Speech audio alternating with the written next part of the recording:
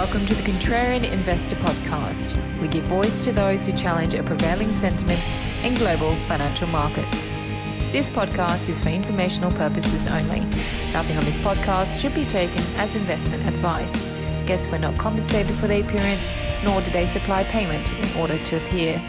Individuals on this podcast may hold positions in the securities that are discussed. Listeners are urged to educate themselves and make their own decisions. This podcast episode may have ads and the occasional announcement.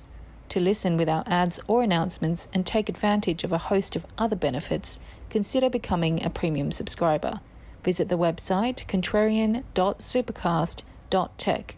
That's TECH for more information. Now, here's your host, Mr. Nathaniel E. Baker. I'm here with Daniel Peris, author of The Ownership Dividend, which is a book that should not be controversial, but for some reason is. And the premise of the book, Daniel can tell us about this more than I can, but as the title of the book suggests, this is about dividend investing, but not solely dividends. It's about buybacks, capital gains, taxation, and other things. Now, talk to me about the premise of the book, Daniel. Let's start there. First of all, thank you for having me on the show. I appreciate it. And I somewhat unexpectedly find myself cast in a contrarian position. I was making, in the book, I do make very straightforward arguments about kind of historical mean reversion for investment practices, which I think should have been uncontroversial to most investors or perhaps thoughtful investors.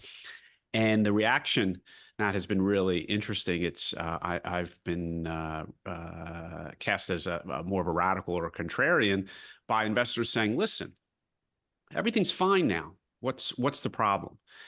And it's not really a problem. Simply, I, as a historian, am pointing out a couple characteristics of the current market. The current market meaning the last 30 years. That as a historian or as a business person, you might say are historically anomalous. And I looked into the reasons as to why the U.S. market got into this current situation and came to the conclusion that they are largely coming to an end, have come to an end starting in 2020, and that investors should prepare for, again, what should be a non-controversial mean reversion to more typical investment practices. But after nearly 40 years in the current paradigm, I gotten a lot of pushback, really interesting pushback.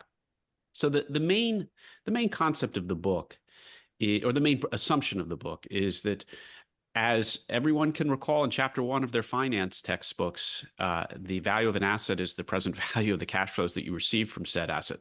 That's not even changed, even in the current kind of crazy paradigm. That's still in chapter 1. It's just universally ignored. So it's kind of the starting position that I entered this profession 25 years ago and read all the finance books, got my CFA very quickly, and was then surprised to realize that all the rules that we were taught in school are not applied in the marketplace. And the number one rule that in this case is the fact that a cash flow to particularly minority owners, meaning of publicly traded companies, is simply not evident in the U.S. stock market and had been erased or diminished significantly over the last couple of decades. And so that was number one. And a lot of investors are very, very comfortable with this idea: buy low, sell high, repeat frequently, and there is no income stream. And I simply say, well, that's fine. I looked that up in the dictionary in a previous book. Actually, if you look that up, it's called speculation. There's nothing wrong with it. It's absolutely fine. Buy low, sell high, repeat frequently to your heart's content. But let's not call that investment. An investment more narrowly defined and observed for the last 5,000 years of recorded history in almost every context does have an income stream attached to it. And the kind of academic knowledge about that, or the math, worked out in the last century and a half. So I thought that was unusual. And I just had the nerve to point out and say, a dividend-free stock market with a lot of mature companies is unusual. And then the blowback happened. So that's kind of point one, that the notion that there should be a cash stream attached to an investment a growing cash stream for a growing business, maybe a flat cash stream for a flat business, whatever, but some sort of tangible asset that the minority investor would have is kind of standard in the literature and absolutely rare in the marketplace. Yes. Now, this begs the question what this means about the different factors, I guess. And my initial reaction is would be more in favor of value stocks than growth stocks. Is that right? So my day job is a dividend-focused investor, and we are often categorized as a value manager. I certainly don't see us as a value manager in a traditional sense, but if you're going to distribute product in this marketplace, you have to play by the rules. The rules are set by a combination of government regulatory authorities and companies, third parties like Morningstar, and they define what you do. So we're viewed as a subset of value. I do reject, however, very, very strongly, and you can see the evidence of this in the marketplace of growth companies, that a successful business, including one that's continuing to grow, can also manifest its success and growth by paying a dividend. Let's look at some recent examples. Facebook and Salesforce. They announced dividends that were equal to 1/10 the amount of the buyback that was announced in the case of one, and 1/8 the amount of the buyback that was announced by another. My point being that there's close to $1 trillion in buybacks operating in the U.S. stock market, the S&P 500 companies. Most of those, many of them, shall we say, manifested by so-called growth companies. Those companies are not investing every last dime back in their business. They're investing every extra dime back into the stock market. This notion that a company that declares a dividend as evidence of its success in the marketplace is also declaring simultaneously defeat in terms of growth is simply not there's no evidence of that when you have $1 trillion of buybacks. Also, in almost every other period, you had growth companies paying dividends. You had companies that were coming to market with dividends at earlier times. Now, it is true, of course, that biotechs that are burning money, or companies that are in distress, or companies that are really starting up and probably shouldn't be in the stock market. They should probably be, at the venture capital stage. Of course, they can't pay dividends, nor should they. And there are lots of mature companies, this is my day job, that pay too much dividends. It's a handcuffing factor, and that's a risk that I have to deal with in my day job. But it is simply I would argue, a Wall Street narrative and a senior executive narrative that they can get away with buybacks but not dividends because they need to be in growth mode. We all know buybacks benefit Wall Street, not Main Street, and buybacks benefit senior executives, not necessarily regular shareholders. But if they truly were faced with a challenge, the Miller and Modigliani challenge, we can get into the academic stuff if you want. I have 2 chapters on the academic finance history. You can skip those if you want in the book, or you can dive into them.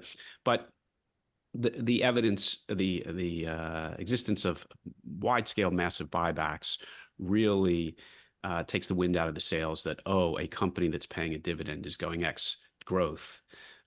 Because all these companies that have buying back their shares, you would essentially make the same argument. And those are the market darlings at the present time. Yeah. Now, buybacks are more efficient from a tax perspective than dividends, are they not? Another point of pushback, very good one. Academic finance comes into being in the 60s, 70s, and 80s when the rate of taxation on dividends was higher than on capital gains. And again, remember, the academics do theoretical capital gains. The investor has to have actually harvested capital gains. A theoretical capital gain exists on the chalkboard at the University of Chicago. A harvested capital gain requires an open market, thousands of people, a market in a good mood, and some good fortune and good timing. Very, very different, but not in the academic world. In any case, tax rates were differential. The differential began to close in 1986 with the Tax Reform Act at that time, and basically became equal between long-term capital gains and qualified dividends in 2003. There's currently no material difference in the tax rate between harvested capital gains, hint, hint, University of Chicago, a capital gain is meaningless. It's only meaningful, useful for consumption if it's a harvested capital gain, which is much harder to do. No meaningful difference between from 2003 to the present, except for one, which is timing. Mm. You can hold off on your capital loss, harvesting your I'm sorry, did I say capital loss? It can also be a capital loss. It isn't always a capital gain. Most of the time, the market moves up and to the right, but you can hold off on your capital loss or your capital gain. You can time them at your convenience. Whereas a dividend payment depends on the company and the country, but generally 4 times a year. And so there is a present value associated with that time. It's relatively small, but it is a net present value. What I found both in 20 years of being a practitioner and in discussing this in this book and previous books is that the net present value difference of timing a capital gain or loss and a dividend payment pales in comparison to the fury and the passion of the investor who just doesn't want to pay taxes. And what I simply say is that if you wish to subordinate investment policy to tax minimization policy, that's a choice. It's a free country.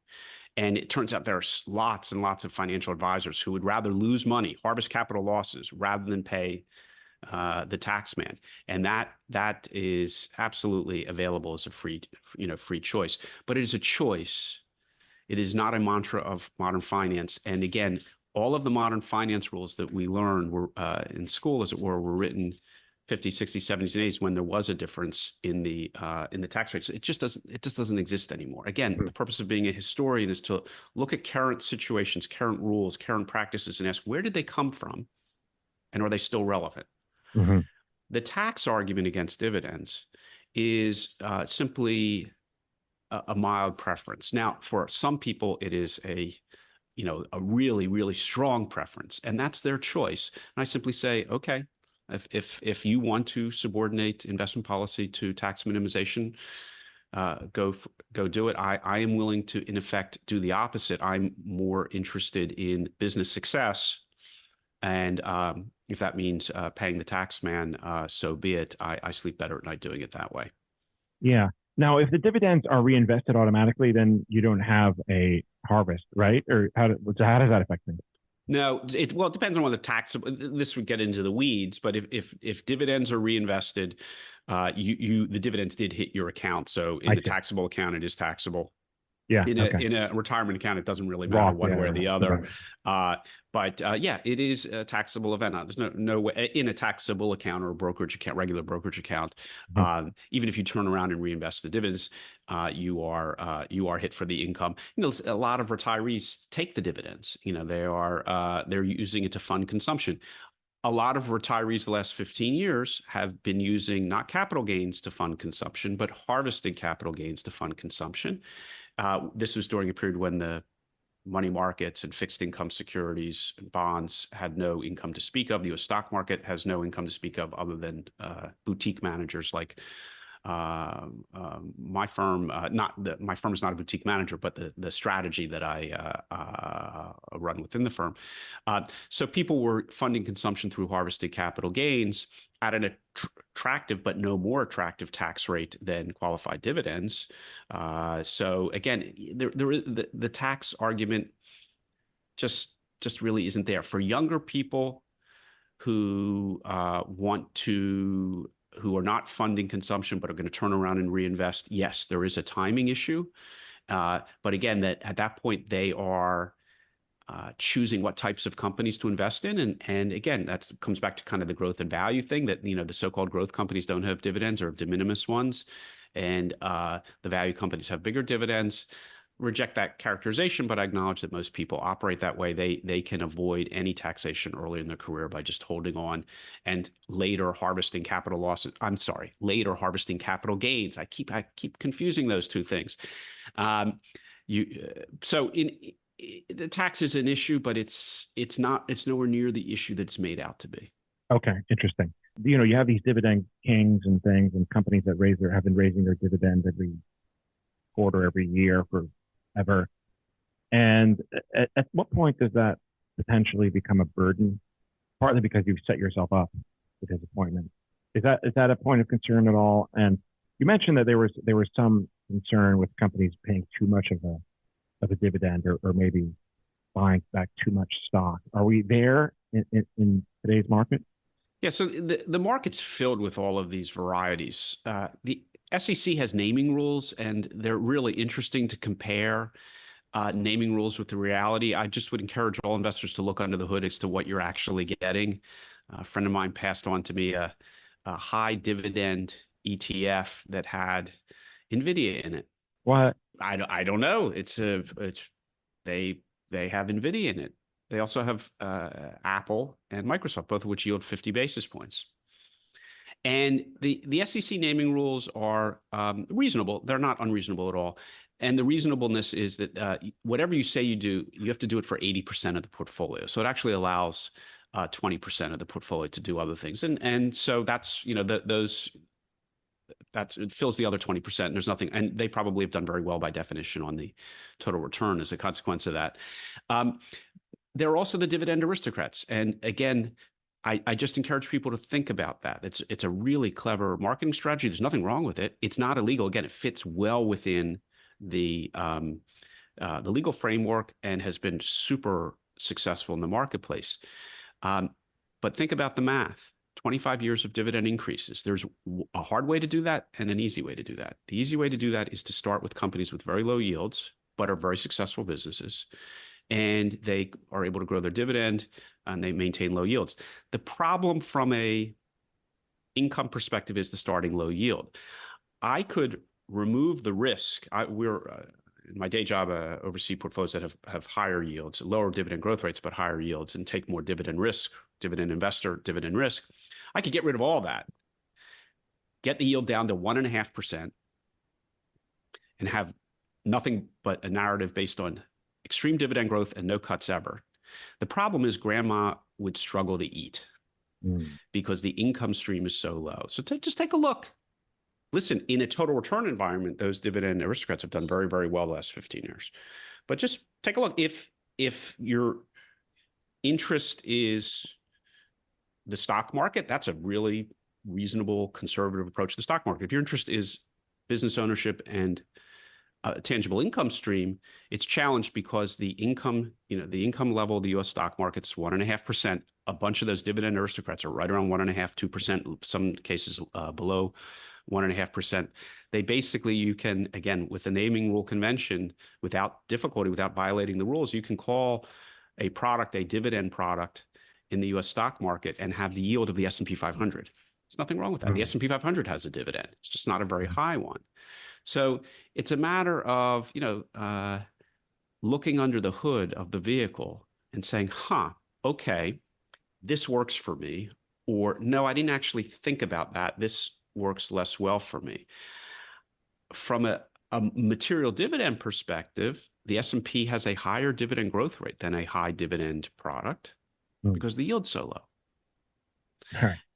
But the net present value of the income stream, which is why I'm in business. I don't know, I can't speak for why others are in business, but the net present value of the income stream is challenged when you have an upfront yield that's so low.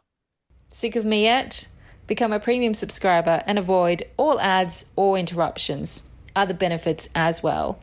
Visit contrarian.supercast.tech for more information. Warren Buffett famously says that he doesn't believe in dividends because he thinks the company management should pay everything back into the company. I'm assuming you don't quite buy that either, given your title of your book and other things. Yeah, and the difference is that I represent, as an individual investor and even as an aggregation of individual investors, minority shareholders, meaning non-majority shareholders. Warren Buffett. So does Warren Buffett, doesn't he? No, well, when he started out, perhaps, but now he either buys the entire company or he has enough shares that he can pick up the CEO and show up at the board meeting and have an impact on capital allocation. He loves getting his checks from his companies. He just doesn't pay them out to his shareholders. That's an agency issue. And not to get too academic with your listeners, but a dividend is a way for a minority shareholder to keep management's feet to the fire. Some of this just comes down to basic, playground psychology, or I have a teenager. I'll call it teenager psychology. If my teenager has a lot of money in his pocket,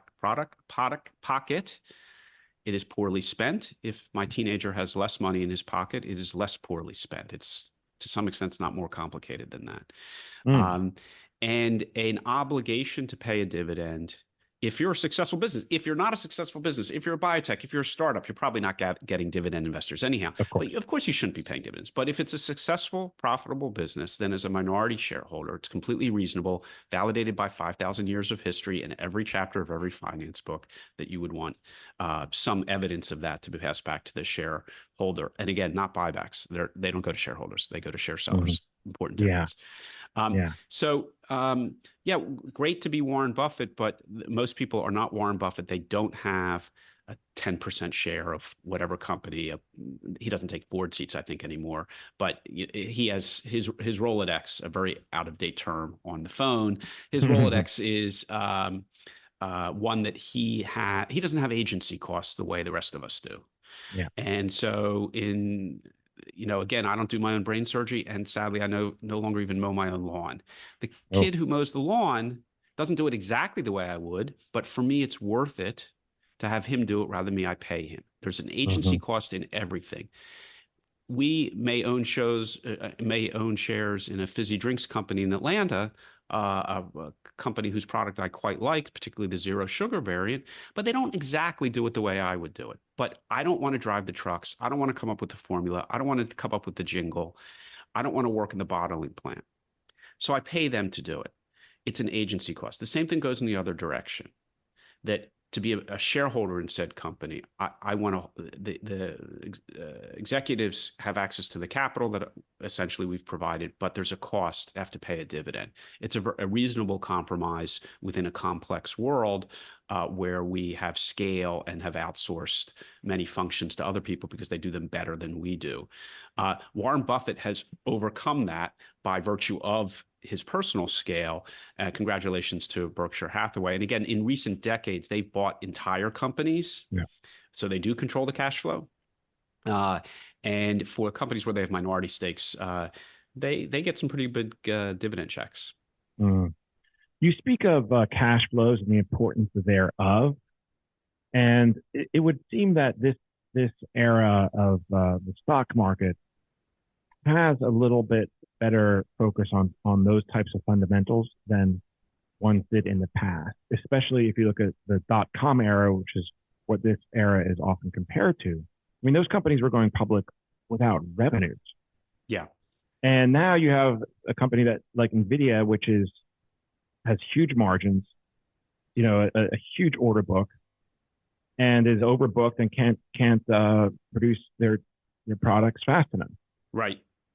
So is it safe to say that kind of thing has been vanquished, or are you still seeing a lot of concerns or a lot of people without any concerns about cash flows? And I am not asking you about digital currency yet. About the what currencies? Cryptocurrency. For those of us who kind of have a historical take on these things, you're absolutely correct that the internet bubble is not the proper compare. It's really the Nifty 50 or the late 1960s growth companies. In that time period, you had one of those Nifty 50, FANGs, Mag 7, whatever. But in the late 1960s, you had real companies doing very, very well in business, and then their stock prices went crazy. The stock prices subsequently crashed. The businesses did or did not over the subsequent 50 years, but the businesses were fine. It was the stock prices that got out of whack. And if you look at most of the FANGs, there's one I have some degree of antipathy towards, whether it's FANGs or Mag 7. I have one company that I have an issue with, but the rest appear to be very legitimate, very, I don't call them stable, but very successful businesses. And they're going to have to pedal really hard to keep up that success, but they're obviously very, very successful. That's not the issue. It's just the valuation and sucking the air out of the other 493, the stock market air out of from the other 493. So no casting no shade on those companies, but the underappreciation of dividend investments and dividend focused companies, it's not because people are distracted by we'll call them bad businesses. It's the stock market inefficiency. Mm. All right. Okay, Daniel Peris, I want to take a short break and then come back and ask you some more questions about your book, about yourself, and if we can, maybe about where to look for dividends or buybacks or what have you, income, I guess. But let's take first a short break. If you are a premium subscriber, you do not get the break. Do not touch the dial. We'll be right back. In fact, we already are. Everybody else, to become a premium subscriber, visit the website contrarianpod.substack.com and sign up. We hope you're enjoying this episode of the Contrarian Investor Podcast, where we give voice to those who challenge a prevailing narrative in global financial markets. Consider becoming a premium subscriber. For $9 a month or less, premium subscribers receive a number of benefits. Podcasts are posted immediately after they're recorded. Transcripts are made available within 24 hours. Premium subscribers get direct access to the host, and of course, there are no ads or interruptions. Visit contrarian.supercast.tech for more information. By the way, you don't need the .tech suffix to get to that website. .com will do the trick.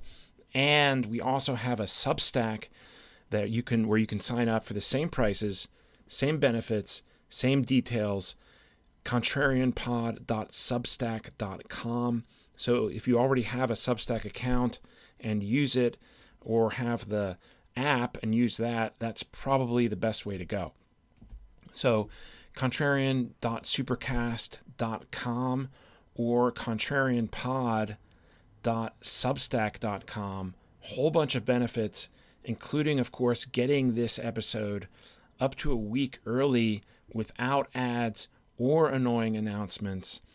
And you also get the daily Contrarian briefing and podcast that is released every market day morning at 7 a.m.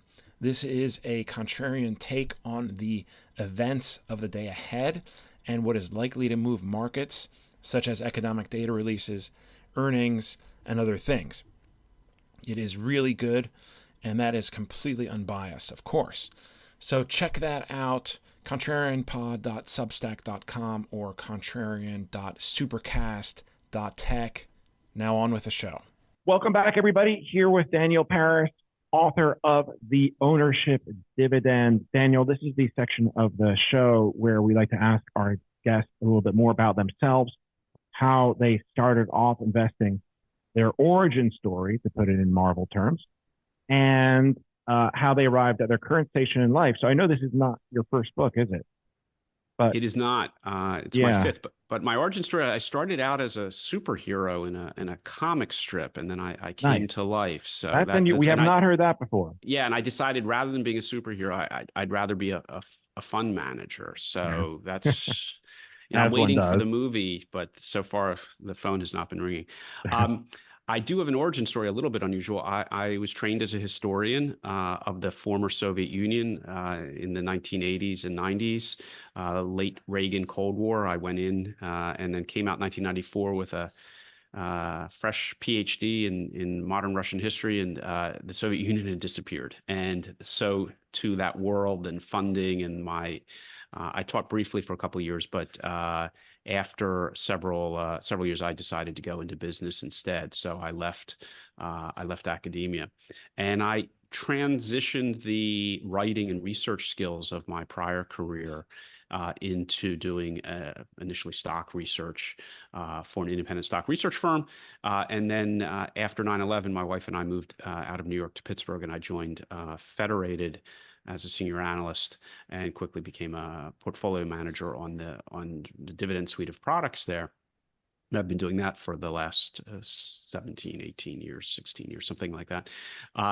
But soon after I settled in Pittsburgh with Federated, my historian inclinations came back out, and I started writing again. So you can take the boy from history, but you can't take the history from the boy. And I started writing books about dividend investing and modern portfolio theory, all from a very strongly historical orientation in 2011, 13, 18, and now the Ownership Dividend in 2024. Huh. Wow. How does one go from being a historian in Russian history to a dividend investor? It sounds like you're skipping a couple steps there. I skipped a couple steps, and if you ask my wife, she would say somewhat unpleasant that transition. And frankly, it was difficult. Yeah. If you are 34 years old in 1990, 33, 34 years old in the mid 1990s, and you are calling upon Wall Street consulting firms and having never opened up an Excel spreadsheet before in your life, you are at a distinct disadvantage. And having had no background in business whatsoever, but I knocked on enough doors and I found someone who said, okay, I understand you know nothing about business, but you can write quickly and you can speak well. I can use that in my consulting business. And that lasted for a year. And I got basically an on-the-job MBA. Very difficult, very unpleasant for everyone involved. I'm glad I survived it. But I did, and I had a few short transition jobs like that. And I would call out a research manager at Argus Research in New York, John Eade, a wonderful guy. He's still the head of that operation. He gave me a chance to hone my skills there, and I was there for 3 years until 9/11. And that's where I really got settled in and made the transition from historian of modern Russian history to stock analyst and then portfolio manager. Wow. Okay. Do you still monitor current events and such? And all the time, and still write on Russia as well. what's your views on the Russia-Ukraine thing and Russia's future? Yeah, it's a mess. Now, I haven't added any value by saying it's a mess, but it is a tragic mess, and it's not that surprising if you're familiar with Russian history, given the issues that animate Russian leaders, their relationship to the West, their identity.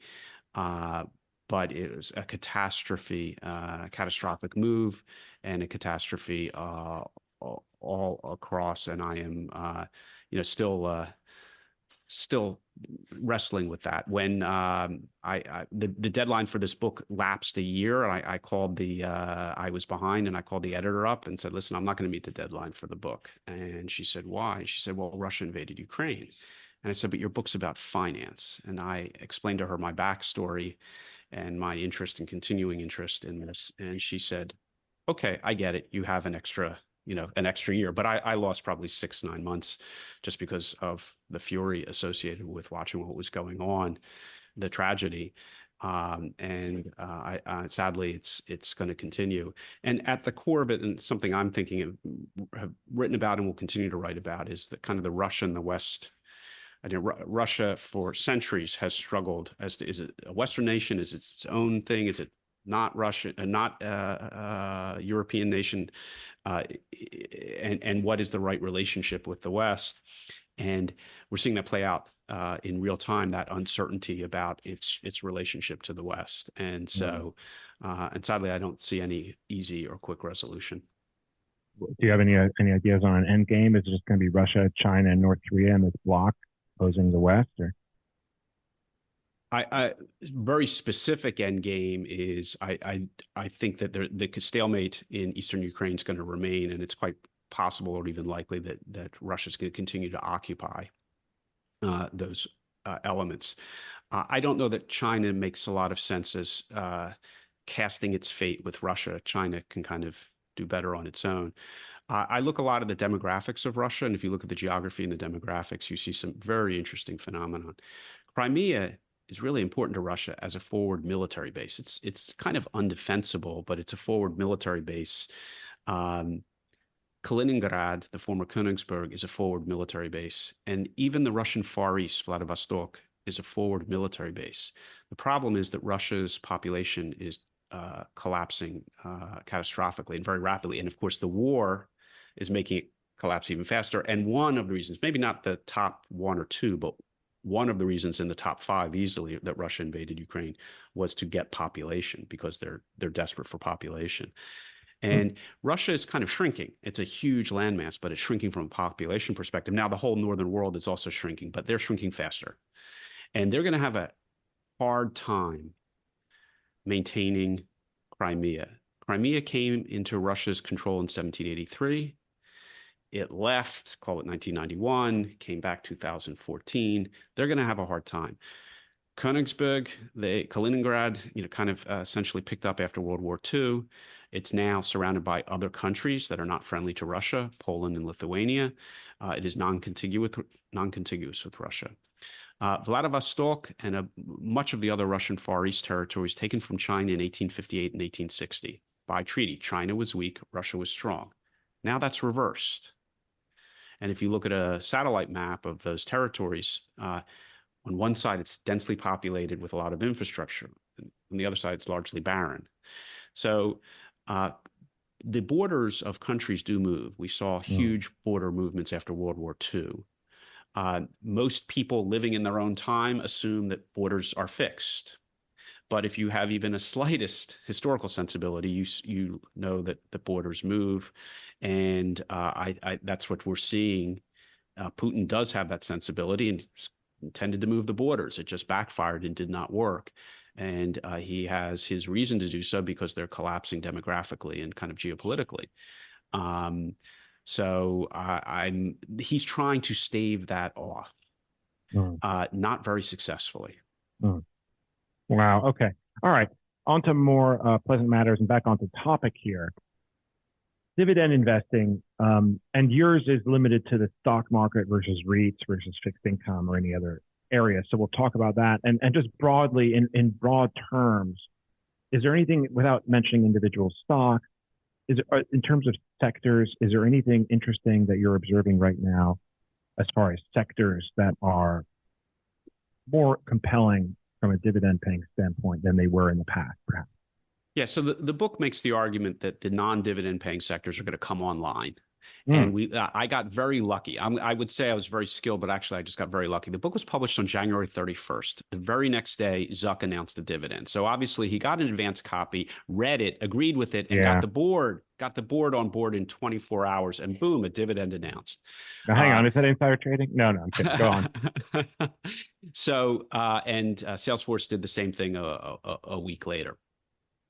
There are going to be more tech companies announcing dividends. Now, if you look at the size of those dividends versus buybacks and the yield of those income streams, they're de minimis. They're not really relevant for the dividend investor, but they're important symbols. You are going to see with interest rates, the theme running through the book is what happens when interest rates go down for 40 years. And then in the second half of the book, or relevant to the second half of this conversation, is what happens when interest rates stop going down. And you have the return of the cash nexus. You're going to see more companies having to compete for capital, much like fixed income, much like real estate, much like money funds, government bonds, private enterprises, even private equity. It's going to have to start competing on actual cash flows. The U.S. stock market, you haven't seen that yet. But prescience or luck or just whatever to Zuckerberg to realize that the tech companies are going to have to start competing for capital. They are asset light, very cash flow generative. The semiconductor companies have historically paid dividends. They're much more capital intensive. It is an irony of income investing that the capital intensive ones are the ones that pay dividends. That's not ironic, because if you look at the history of those companies in the 19th century, the railroads, which were very capital intensive, were the biggest dividend payers. They had to be. Where do you know? Do you know where preferred shares came from? After railroads initially went bust with their initial capital, the only way they could raise additional capital was to have preferred shares with preferred dividends so that those investors would get paid first. So you're going to have the return of normal asset allocation. What that means for investors, for your listeners, is pretty straightforward. The opportunity set is going to get larger. That's good. It also means one bad thing. And the bad thing is the opportunity set's going to get larger. You're going to have more choices to make. But look for more companies in the tech space and consumer discretionary, particularly those that have come up in the last 30 years in a dividend-free environment. They're gonna have to change. So that's both. It's good and not. I'm not going to say bad. It's just more challenging because you're going to see more of them, and that's fine. There are other kind of consequential elements of this. But you mentioned earlier companies that pay too large a dividend. That can be dealt with through diversification. But there are companies. The U.S. pattern of dividend payments is restrictive. It's every quarter, raise it every year. And there are companies in mature industries who get into trouble with that. There are patterns of payments outside the United States and in selected pockets in the U.S. that are much more flexible. A base dividend with a special dividend on top that can vary. You see that in the energy space. You see that in family-controlled companies. Fixed payout ratios, which are truly fixed. So if earnings go down one year, the dividend goes down, but at least the company's been true to its communication if it has a 50 or 75% payout ratio. Those are far more flexible than pay a quarterly dividend, raise it. And I do think that when dividends do make a comeback, that is when the return of the cash nexus occurs, it will occur with an increasing degree of healthy variety. Right now, for instance, special dividends are viewed dimly in the marketplace because companies aren't rewarded with their share price when they pay a special dividend. But from the perspective of an income investor, special dividends are great. So as that sensibility comes back, I think you'll see a greater variety of payment plans. It's early days yet. A number of midstream companies and oil companies were experimenting with that a couple of years ago. Didn't actually go that well. The stock market's not ready for it yet. But I think you will see more variety. And investors can deal with that in a very simple fashion. If you own 30 or 40 of the income streams or hire a professional to do that, then the variety of income stream payment patterns all disappears and you get a nice income stream. But from an individual company perspective, look for more companies paying more dividends and a greater variety of said payments. You mentioned just consumer discretionary. Wouldn't that be a little risky, just given how fickle consumer tastes are? And that's why you need greater variety of payment patterns. Yeah, so you have companies that are phenomenally successful, but they're not going to be doing this 15 years from now. Yeah. How do you get the income stream? Well, you either harvest a capital gain if you're lucky enough to time it well, or one-time dividends if they are kind of windfall companies, fashion companies that come and go. That's an option. It's just not a common option in the U.S. stock market when interest rates are zero.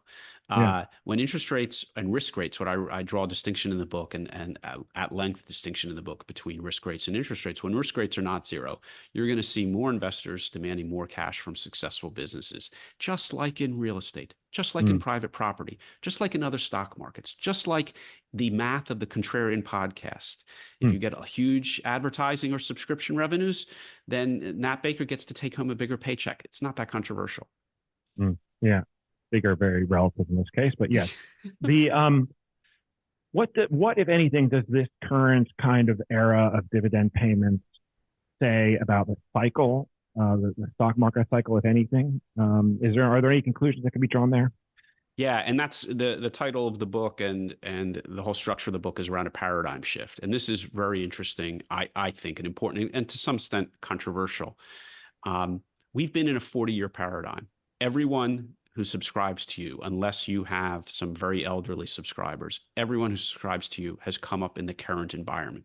Current environment meaning declining interest rates, declining risk rates, rising buybacks, global neoliberalism, outsource everything to China, just-in-time management, just-in-time efficiencies, Wall Street efficiency, buybacks help EPS, help companies look better, get the share price up.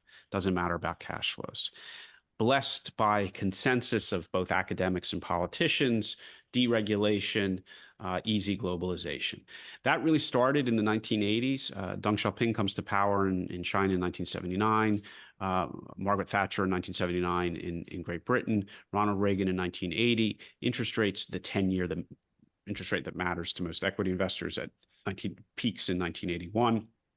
The SEC rule allowing share buybacks comes into play in 1982.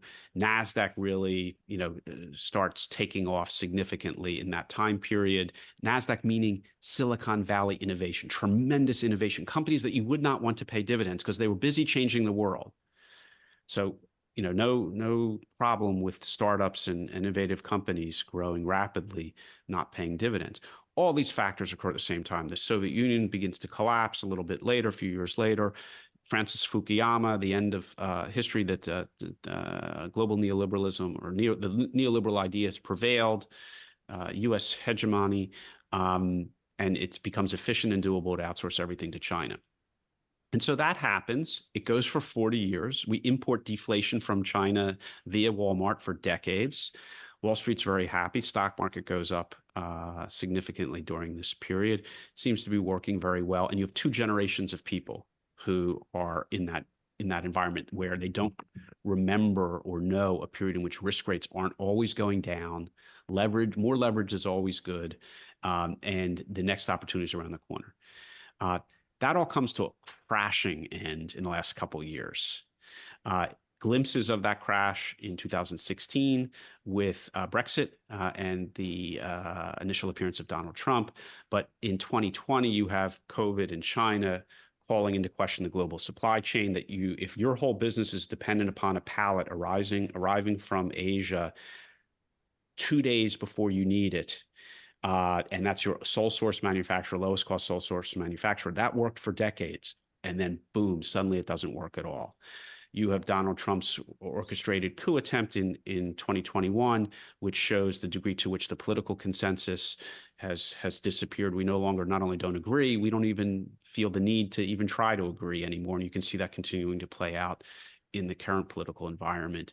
Interest rates bottom in September, the 10-year in September of 2020. Russia invades Ukraine, yet another shock to the global neoliberal paradigm. So that paradigm came into being, and dramatically came to an end the last couple of years. And it's very difficult for investors, business people, politicians, to figure out what the future is going to look like. But I don't think it's going to look like the past. There are big implications for private equity. You've seen a lot of commentators calling into question. All of those environmental factors were so positive for private equity as an asset class. We shall see going forward. But even I think the U.S. stock market's going to change dramatically in the ways that are outlined in the book. But investor sensibility needs to change as well, expecting a cash return for a cash investment, and probably a more conservative approach. I am not a bear market person. I'm not, but I'm very much a cash person, and I expect to see the return of the cash nexus in investing relationships.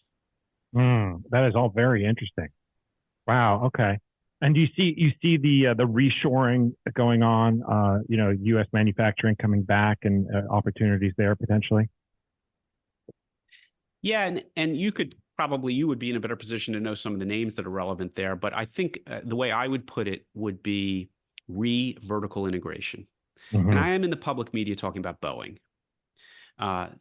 Boeing's relationship with Spirit is a perfect example. They spun it out in order to optimize their balance sheet and their optics. And now they're going to have to buy it back in or do something. They're going to have to spend a lot more money to reintegrate the vertical quality control of their business.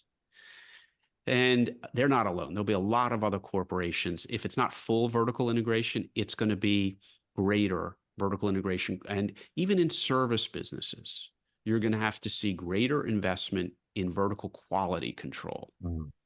I put a number in the book, 200 basis points of margin from the S&P 500. How did I come up with that? I guessed it. The S&P non-financial margins have improved 400 basis points in the last 20 years. I just took half of it. And so you're going to have to reinvest that back into quality control. Whether that means actually buying businesses back in, reshoring, friendshoring, or just investing more in processes. I characterized it as the shift from Wall Street efficiency, which is the share price, to Main Street efficacy. Boeing was optimized for the former. It's going to have to move to the latter, along with a lot of other corporations that are going to have to move more towards efficacious business models rather than efficient business models. Guess what? That's going to cost more. So you can think about some of your holdings to your listeners or prospective holdings and ask, are they well set up for a period of greater investment in quality control, vertical integration, or are they already there? There aren't too many that are already there. Are they really, if it's a really asset-light business that purports to deliver a good or service that it relies entirely upon others to deliver, you may want to pause. Yeah. All of which will likely result in higher prices for consumers and potentially, right? Combination of, I call for a margin reset. Let's put it that way. Others have reacted to my comment in the same way you do, that it's inflationary.